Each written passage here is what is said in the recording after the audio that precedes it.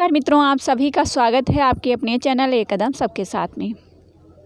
तो स्टार्ट करते हैं आज की क्लास। और आज की क्लास आपके लिए बेहद जो है महत्वपूर्ण होने वाली है, क्योंकि आज के जो क्लास है इसमें हमने यूसी नेट जेआरएफ में जो कालक्रम के प्रश्न दिए जाते हैं उनसे संबंधित कुछ डिस्कशन करेंगे और आपको बताएंगे कि ये प्रश्न आप जो है कैसे सॉल्व करें। अधिकतर लोगों के लिए ये प्रॉब्लम रहता है कि वो कालक्रम के प्रश्न ही गलत हो जाते हैं और इसकी वजह से उनका सिलेक्शन नहीं हो पाता है। तो फ्रेंड, जो मेरा अनुभव है, जो मैंने अब तक जो है अपना जिस तरीके से तैयार किया था, कालक्रम के प्रश्न जो मैंने तैयार किए थे वो मैं आप लोगों के साथ शेयर करने वाली हूँ और हो सकता है ये आपकी इसमें हेल्प हो सके। तो कालक्रम के प्रश्न जो है अब जो इस समय भी पहले तो 20 प्रश्न या 15 प्रश्न पूछे जाते थे, लेकिन अब फिर अभी भी जो है 10 प्रश्न या 8 प्रश्न जो है पूछे जाते हैं। और आपको मालूम है, सिलेक्शन लेने के लिए, एक सीट लेने के लिए एक एक नंबर भी बहुत महत्व रखता है। आपको मालूम होगा कि नेट जेआरएफ में जो एक प्रश्न है उसके 2 नंबर मिलते हैं, और अगर आपका एक प्रश्न गलत हो गया तो आपका जेआरएफ या फिर आप नेट से रह जाएंगे। और अक्सर यही होता है कि जो भी फ्रेंड है उनका 1 या 2 नंबर से ही रह जाता है ना। तो चलते हैं, स्टार्ट करेंगे और आपको बताएंगे कि किस तरीके से मैंने तैयार किया है और मैं किस तरीके से आप लोगों को स्ट्रेटजी बताऊंगी।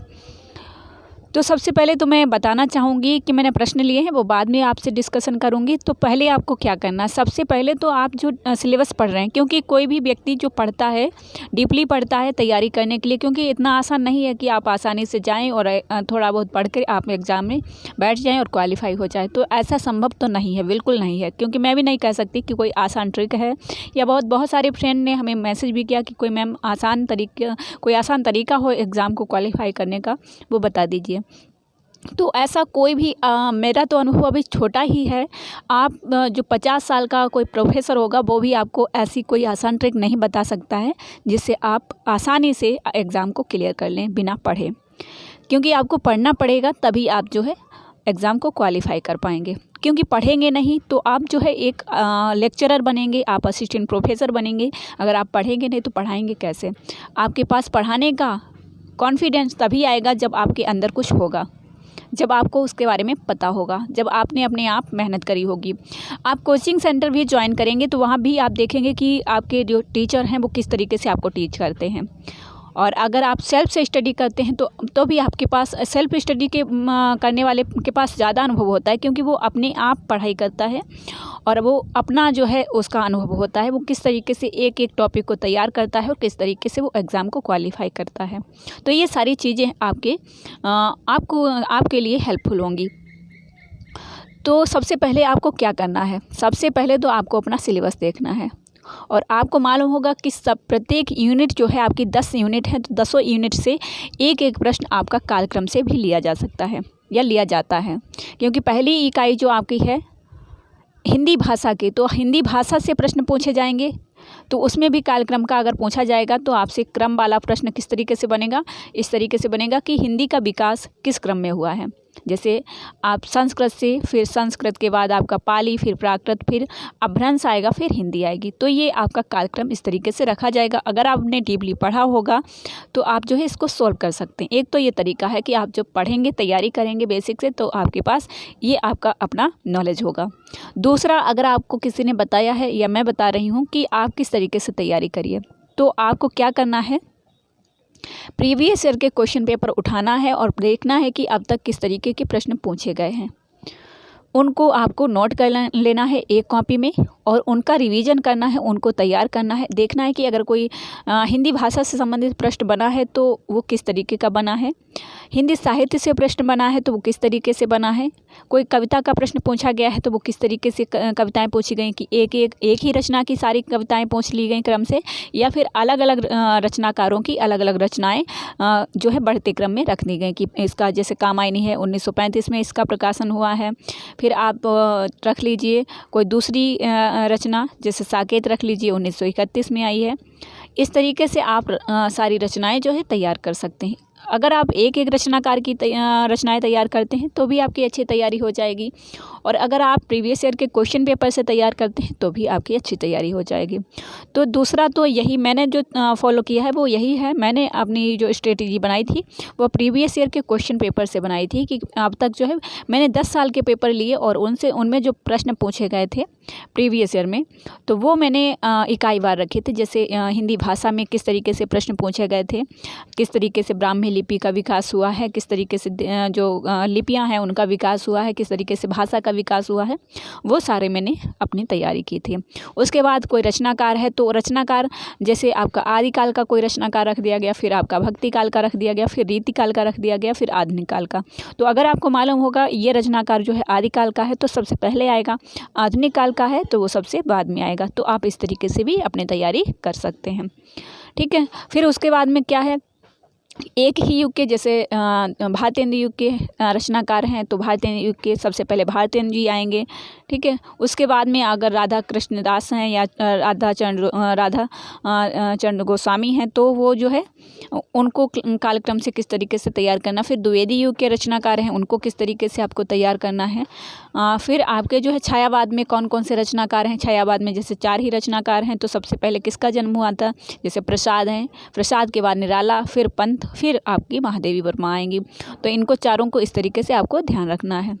उसी तरीके से प्रगतिवाद में है, प्रयोगवाद में है, सभी को आपको प्रयोगवाद में जैसे आपसे पूछ लिया गया कि प्रथम जो तार सप्तक है उसके रचनाकारों को कालक्रम से लगाइए, तो आपको ध्यान रखना है कि कौन सा जो है रचनाकार पहले आया है और कौन बाद में आया है। तो इस तरीके से आपको तैयारी कर लेनी है। उसी तरीके से रचनाएं भी हैं, कौन सी रचना आदिकाल में आई है, कौन सी भक्ति काल में है, कौन सी रीतिकाल में है। तो ये चीज़ें आप जो है प्रीवियस ईयर से तैयार करते हैं तो बहुत ही अच्छे से तैयारी आपकी हो जाएगी। ओके, तो ये सारी ट्रिक्स हैं जिनको आपको डीपली तरीके से ध्यान रखना चाहिए कि इनको अगर आप थोड़ा भी इग्नोर करेंगे तो आप जो है एग्ज़ाम में इन प्रश्नों को सही नहीं कर सकते हैं जब तक आप प्रीवियस ईयर के क्वेश्चन पेपर नहीं देखेंगे। ओके, क्योंकि आपको ये देखना है कि एग्ज़ाम में प्रश्न पूछे कैसे जाते हैं। और अधिकतर लोग जो है आप बहुत सारे समूहों को में ज्वाइन होंगे, बहुत सारे समूह आपने जो है ज्वाइन कर रखे होंगे, लेकिन अक्सर वहाँ पे वो प्रश्न नहीं दिखेंगे जो प्रश्न आपके एग्ज़ाम में आते हैं, और वो प्रश्न किए जाएंगे क्योंकि बहुत सारे ऐसे भी मित्र होते हैं जो आपको अलग अलग रचनाओं में भटकाते रहेंगे। ऐसी रचनाएं पूछेंगे जो कभी पूछी ही नहीं जाती हैं। तो आपको हमेशा ज़्यादातर ऐसी चीज़ों को फॉलो करना चाहिए जो जहाँ से एग्ज़ाम में प्रश्न पूछे जाते हैं। ओके, ना कि क्योंकि आपको विद्वान तो बनना है लेकिन उसके बाद में बनना, पहले आपका पहली जो है स्ट्रेटजी अपनानी चाहिए जो आपको एग्ज़ाम को क्वालिफाई कराए। ओके, तो इन चीज़ों को आपको बहुत ही ध्यान रखना है। ओके, तो अब चलते हैं, हम जो प्रश्न हमने रखे हैं उनको देखेंगे। तो पहला प्रश्न जो हमने इतिहास से लिया है जो एग्ज़ाम में पूछा जा चुका है, ठीक है। तो आपको मालूम होना चाहिए कि हमारा इतिहास ग्रंथ है जो सबसे पहले किसने लिखा है और कौन सा है, और सबसे बाद में कौन सा आएगा, ये आपको ध्यान रखना है। तो आपको मालूम होना चाहिए कि जो आपका इस्तवाद द ला लिटरेचर हिंदुस्तानी फ्रांस भाषा में लिखा गया है और इसके गासा दत्तासी रचनाकार हैं। उसके बाद में शिव सिंह सरोज आया है और फिर modern vernacular literature of northern Hindustan आया। उसके बाद में मिश्रबंधु विनोद का जो है मिश्रबंधु जो है उनका ग्रंथ मिश्रबंधु विनोद आया है। तो इस तरीके से आप जो चीज़ें ये चीज़ें आपको बार बार इनका रिवीजन करना होगा। बार बार आप रिवीजन करेंगे, बार बार नहीं करेंगे तो लगभग तो आपको पहले बहुत ही डीपली तरीके से पढ़ लेना है और उसके बाद में क्या करना है, आपको इनका 2-3 बार रिवीजन कर लेना है और एग्ज़ाम तक आपको इनको बहुत ही अच्छे तरीके से तैयार कर लेना है। तो इसका राइट आंसर आपका हो जाएगा वी ऑप्शन, और इन चीज़ों को आप प्रीवियस ईयर से जो है तैयार कर सकते हैं। ओके, नेक्स्ट चलिए देखिए, नेक्स्ट हमारा प्रश्न जो रखा है हमने वो जैसे आपका नवजागरणकालीन सुधारवादी संस्थाओं की शुरुआत का सही क्रम कौन सा है। तो ये प्रश्न जो है आपका मैथ से भी पूछा जा सकता है कि आप प्रकाशन वर्ष इधर रखा गया और इधर ये जो है संस्थाएं रखी गई और फिर इनका मैच करना है। तो जब आपको मालूम होगा तभी इनको मैच कर सकते हैं। तो देखिए ब्रह्म समाज सबसे पहले आया है, तो यहाँ पे 3 ऑप्शन जो है इनमें ब्रह्म समाज पहले नहीं दिया गया, ए ऑप्शन में दिया गया है। तो ब्रह्म समाज इसका समय जो है 1828 है और फिर आता है आपका प्रार्थना समाज। ठीक है, प्रार्थना समाज जो है 1868 में आया है। ठीक है। फिर आया आपका आर्य समाज। तो आर्य समाज जो है इसका समय क्या है, तो 1875 है। ओके। फिर रामकृष्ण मिशन है, तो ये जो है रामकृष्ण मिशन जो है ये आपका आया है 1896 में। तो इस तरीके से आपको ध्यान रखना है। ओके, इस तरीके से आपको ध्यान रखना है। नेक्स्ट हमारा जो प्रश्न हमने लिया है वह है छायावादी काव्यधारा के प्रमुख स्तंभों का जन्म तिथि के आधार पर सही क्रम कौन सा है। तो जो प्रश्न हमने लिया था तो हमने आपको बताया था कि जयशंकर प्रसाद का जन्म 1889 में हुआ है। तो जयशंकर प्रसाद सबसे पहले आते हैं और इन ऑप्शन में सबसे बी ऑप्शन में जो है जयशंकर प्रसाद दिए गए हैं पहले। उसके बाद में जो है आपका इसमें देखेंगे सूर्यकांत त्रिपाठी निराला जो है 1898 में इनका जन्म हुआ है। सुमित्रानंदन पंत जो है 1900 में इनका जन्म हुआ है। और महादेवी जो है 1900, कहीं पे 5 लिखा है कहीं पे 7 लिखा है, ठीक है। तो ये जो है इनके बाद में आती हैं, तो भी ऑप्शन आपका राइट हो जाएगा। इस तरीके से आपको याद करना है। नेक्स्ट आपका जो प्रश्न हमने लिया है वह है निराला के उपन्यासों का प्रकाशन की दृष्टि से सही अनुक्रम कौन सा है। तो उपन्यास भी पूछे जाते, किसी एक रचनाकार के पूछ दिए जाएंगे या कई रचनाकारों की जो है रचनाएं रख दी जाएंगी बढ़ते क्रम में। तो आपको मालूम है निराला की सबसे पहले आई थी अप्सरा। अप्सरा जो है इनका सबसे पहले उपन्यास प्रकाशित हुआ था। तो आपको मालूम होगा, एक तो आप इस तरीके से भी याद रख सकते हैं कि बी और सी डी ऑप्शन में नहीं दिया गया है। तो अप्सरा और अलका, फिर निरूपमा, फिर प्रभावती और फिर इनका कुल्ली भाट आया है, ठीक है। तो ये आपको ध्यान रखना है। तो ए ऑप्शन आपका राइट हो जाएगा। इन चीज़ों को भी अगर आप ध्यान से देखेंगे तो आप जो है इन चीज़ों को जो है राइट कर सकते हैं। नेक्स्ट आपका जो है जो आंदोलन है तो उनका जो है क्रम कौन सा सही होगा। तो यहाँ आप देख सकते हैं सबसे पहले देखिए आपका भारतेंदु युग आया, फिर आपका द्विवेदी युग आया, फिर आपका छायावाद आया, फिर आपका प्रगतिवाद आया और प्रगतिवाद के बाद प्रयोगवाद आया। तो देखिए प्रगतिवाद पहले आया और प्रयोगवाद बाद में आया। तो ए ऑप्शन में दिया गया है क्योंकि यहाँ पे प्रयोगवाद पहले दिया गया है और यहाँ प्रगतिवाद बाद में दिया गया है। तो ये भी गलत हो जाएगा। नई कविता बाद में आई है, कविता उसके बाद में आई है। देखिए ए ऑप्शन राइट हो जाएगा। ओके, नेक्स्ट आपका जो प्रश्न हमने लिया है वह है भारतीय काव्यशास्त्र के प्रमुख काव्यशास्त्रियों का सही क्रम कौन सा है। तो आपको मालूम है भरत मुनि सबसे पहले आएंगे जिनका समय दूसरी सदी है, ठीक है। और इन तीनों ऑप्शन में किसी में नहीं दिया गया। बी वाला जो ऑप्शन है इसमें भरत मुनि पहले दिए गए हैं। तो भरत मुनि, फिर आनंदवर्धन जिनका समय 10वीं सदी है, विश्वनाथ 14वीं सदी और जगन्नाथ जो है 17वीं सदी। तो इस तरीके से भी आप अपना जो है तैयार कर सकते हैं इस चीज़ को। नेक्स्ट हमारा जो प्रश्न है देखिए ये छायावाद का। तो छायावाद में आपका छायावाद सबसे पहले आएगा जो है, उसके बाद में प्रगतिवाद, फिर प्रपद्यवाद, प्रयोगवाद। तो देखिए प्रपद्यवाद जो है प्रयोगवाद के बाद में आया है, तो ये आपका गलत हो जाएगा। फिर देखिए छायावाद के बाद में प्रयोगवाद दिया गया है, ये भी गलत हो जाएगा। यहाँ पे प्रपद्यवाद सबसे पहले दिया गया है जो गलत है। छायावाद के बाद में प्रगतिवाद और प्रगतिवाद के बाद में प्रयोगवाद और प्रयोगवाद के बाद में प्रपद्यवाद, ठीक है। इस तरीके से आपका ये चलेगा। देखिए छायावाद 1918 से 1936 तक चला था, प्रगतिवाद 1936 से 43 और प्रयोगवाद 43 में आया और प्रपद्यवाद 1956 में आया। या कहीं पे 57 दिया गया है। तो इस तरीके से आप इन चीज़ों को नोट कर सकते हैं और इनको रिवीजन कर सकते हैं और इन प्रश्नों को आप तैयार कर सकते हैं। किस तरीके से मैंने आपको बताया, या तो आप डीपली पूरा सिलेबस पढ़ें तो आपको ये ध्यान रहेगा, या फिर आप जो है प्रीवियस ईयर के 10 वर्ष के प्रश्न पत्र आप ले लीजिए। उनमें जो भी अब तक प्रश्न पूछे गए हैं उनको आप एक कॉपी पे नोट कर लीजिए और उनके बारे में डिटेल से लिख लीजिए। उनका प्रकाशन वर्ष क्या है, उनके रचनाकार कौन है।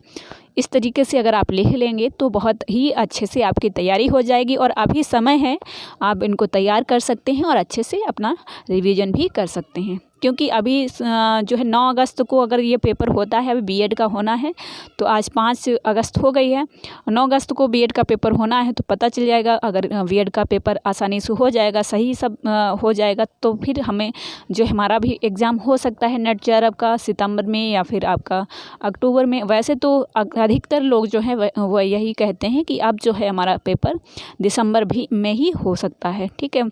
तो ये भी देखा जाएगा। आप लोगों को जो भी नोटिफिकेशन मिलेगा उसको मैं शेयर करूँगी आप लोगों के साथ में। ओके, तो ये सारी जो स्ट्रेटजी मेरी थी वो मैंने आप लोगों के साथ शेयर की। आप लोग इसे अपना सकते हैं और अपनी अच्छे से तैयारी कर सकते हैं। ओके, तो मित्रों आपको और भी बता दें, अगर आप नेट जेआरएफ की तैयारी कर रहे हैं तो आप हमारा कंप्लीट कोर्स ले सकते हैं, जिसमें मैंने इसी तरीके से प्रश्नों को सेट किया है। स्थापना और तर्क के जो प्रश्न हैं उनको सेट किया है, कालक्रम के प्रश्न हैं उनको सेट किया है, और जो प्रीवियस ईयर के क्वेश्चन पेपर से जो महत्वपूर्ण प्रश्न थे जो पूछे जाने की संभावना है वो मैंने लिए हैं। साथ ही मैंने जो इकाई हैं आपकी 10 नेट जेआरएफ की, उनको अलग अलग विभाजित करके अलग अलग प्रैक्टिस सेट बनाए हैं 100 प्रश्नों के। ठीक है, इस तरीके से देखिए, कोई भी बुक आप लेंगे तो उसमें इतने प्रश्न आपको नहीं मिलेंगे। मेरी जो नोट्स हैं, जो प्रैक्टिस सेट हैं, उनमें आपको 3100 प्लस जो है आपको MCQs मिलेंगे। 31 प्रैक्टिस सेट हैं, और साथ ही जो भी मैं अपनी यूट्यूब पे क्लास बनाती हूँ, लगभग कोई भी क्लास आती है तो उसमें किसी में 50 प्रश्न होते हैं, किसी में 70 प्रश्न होते हैं, किसी में आपके 20 प्रश्न होते हैं, तो वो अलग से आपको प्रोवाइड कराई जाएंगी PDF। ओके, आप तैयारी कर सकते हैं अच्छे से, और बहुत ही कम फीस में ये सारी चीज़ें उपलब्ध हो जाएंगी आपको। आप चाहें तो ले सकते हैं, नोट्स भी मिलेंगे और आपको प्रैक्टिस सेट भी मिलेंगे। ओके, बस आपको क्या करना होगा, व्हाट्सएप पे अपना नेम और एड्रेस सेंड करना होगा इस नंबर पे, और वहाँ पे आप डिटेल से पता कर सकते हैं कि किस तरीके से आपको ये मिल जाएगा। ओके, नंबर है 9076657508, ये नंबर है, इस पे आप कांटेक्ट कर सकते हैं। बस अपना नेम और एड्रेस ज़रूर बताइएगा। ओके, और बहुत ही अच्छे तरीके से, मुझे पूरा विश्वास है कि आप अगर हमारे नोट्स लेते हैं तो आप बहुत अच्छे से तैयारी करके एग्ज़ाम को क्वालिफाई कर सकते हैं। और मैं यहाँ पे यूट्यूब पे जो क्लासेस देती हूँ वो तो फ्री ही है, बिल्कुल फ्री, और जो भी मैं बताती हूँ, जो भी मेरा अनुभव है अभी तक का, वो मैं शेयर करती रहूँगी। ओके, तो मिलते हैं नेक्स्ट क्लास में, तब तक के लिए जय हिंद जय भारत। और करेंट अफेयर की क्लास देखना मत भूला करिए। ओके, जय हिंद।